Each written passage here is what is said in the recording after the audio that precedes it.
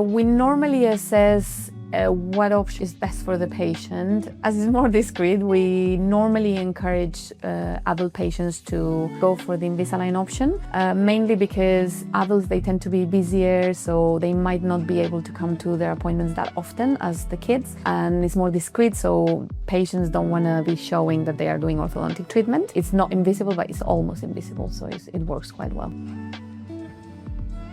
So if the teeth don't move as expected during the treatment, if we have only used aligners on their own, we will add other things such as rubber bands, or we have something called buttons, or we will try other things that we can add so that it pushes a little bit more certainty. We encourage patients to go to the hygienist quite often so that we can maintain oral health for the patients while they're doing orthodontic treatment, as well as obviously reminding they need to brush. When we finish orthodontic treatment, I always say half of the treatment is done in the practice and half will be done at home, meaning at the end of the treatment, we will take another 3D scan and we will create a retainer that has to be worn every night, and that will prevent the teeth from moving back to their initial position. And there's other thing we can also add, which is a fixed retainer, which is a little metal bar that goes glued to the back of the teeth, and that will help as well to prevent teeth from moving back to the first position.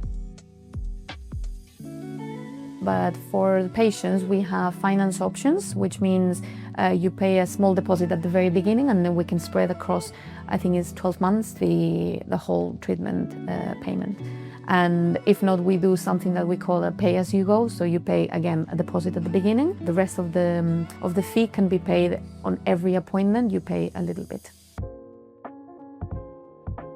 There are no hidden costs on the aligner treatment. However, on the very rare case of the loss of an aligner, we may need to order a new replacement for it. Children can have orthodontic treatment and they can have Invisalign, which is called Invisalign First.